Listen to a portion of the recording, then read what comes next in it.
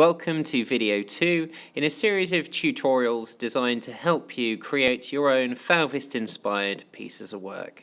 Once again, I'll be taking inspiration from this, The Pool of London by André Derain, a painting that's now over 100 years old. So to make my photos as unique and interesting as possible, I've been out and taken some research photos that I'm going to use to work from in my drawing today. Before we tackle today's one-point perspective drawing, I just want to look at this photo first of all to recap on some of the important points from the last video, starting simply and becoming more complex, just to build up our confidence. So in my sketch, I'm going to plan out how wide I want the boat. Using this center line, I can judge how high I want the boat to sit in relation to its width. So I'm just going to mark out a few detailed points, looking at the photo that you saw previously for inspiration, just drawing in some of the main lines. And the most obvious line that I notice, first of all, is this gorgeous curve. By building up the rest of the drawing slowly with some simple basic shapes, starting with the biggest ones first, I can gradually add to the complexity of this drawing. And just by adding a few rectangles and squares and curved lines, I can create quite an interesting and fairly detailed boat shape. And with the addition of a few windows, portholes, and other fine details, this boat should really come to life.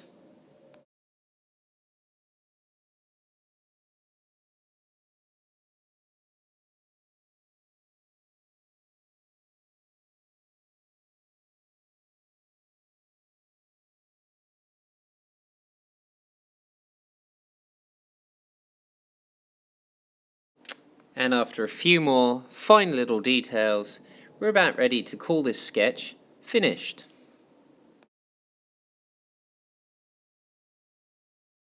So now I'm going to come back to the drawing I made in the last tutorial, and really I'm going to focus on this side of the rectangle indicated in red. So I'm going to choose my vanishing point, and this time I'm going to draw 3 diagonal lines that come from that. And I'm going to make sure that they all fall below the vanishing point. So if you have a look at that top line, it goes down at an angle, not up and certainly not across, it goes down. Now in the lower half of this section, that's where I'm going to draw the hull of the boat. So here you go, I've made that side of a rectangle just here like so. But what I'm going to do now is to turn that into the hull or the base of the boat. Now looking at my photos, it sort of sticks out as it comes up from the water. It's got a slightly triangular front. Now what I'm doing is putting the curve of that hull in. And notice how the bottom pencil curve and the one above it really comes out to give me that three-dimensional boat. Notice how when I draw the cross section for the back of the boat, which is flat rather than pointed, it comes out, it meets that top red diagonal line. Now that I've tackled the hull, I can move into the cabin of the boat. Now I'm drawing a horizontal line here, and I'm just going to draw a rectangle, the exact width and height of the cabin. So I'm making the width of the rectangle the full width of the space in the hull, that sort of crescent shape on top there. And now that I've drawn that rectangle, I'm just going to connect it to the vanishing point, exactly like the three-dimensional rectangles I was drawing in the last video. So going across at the back as well, and just going over and defining some of these lines. And look, I've got the same 3D rectangle I was drawing last week. Just going to neaten up some of the hull just a little bit. And already at this point, you can see that it's looking rather boat-like. Now I'm going to add a few more details. I'm going to put another box on top, another part of the cabin here. And so I'm starting off with that rectangle, trying to keep the rectangle that I'm drawing now done at the same angle as the one below it. So I need to now draw in the rest of the three-dimensional sides of the box that's on top, and I'm doing that the same way as I did the stacking shapes last week.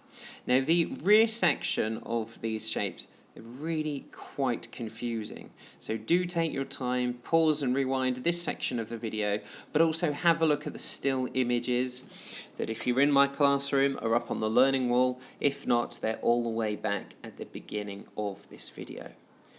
So each box that I draw is getting slightly smaller. So for example, the main cabin is smaller than the hull of the boat, and the storage box on top is smaller again. It doesn't hang over, it sits just on top and is shorter than the rear section of the boat. Now I'm just going to put in some of the details that I added in the previous boat.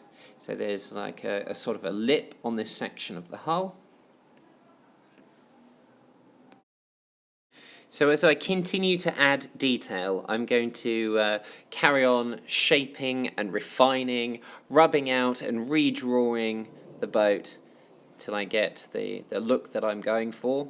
Just going to add a few circles here. Perhaps they're portholes, other fixings or mooring tools of the boat. And then I think it's going to be time to add some windows. So I'm just going to draw a small rectangle inside the larger one for the front of this cabin here, and I'm going to give it a frame because things always look a little bit more detailed, and quite often all you need to add are the most simple of shapes, like these diagonal lines that meet at the front of the boat but also curve round to meet in the vanishing point behind it as well. Going to add a few more windows on this side as well, being careful to ensure the windows at the back of the boat continue to follow that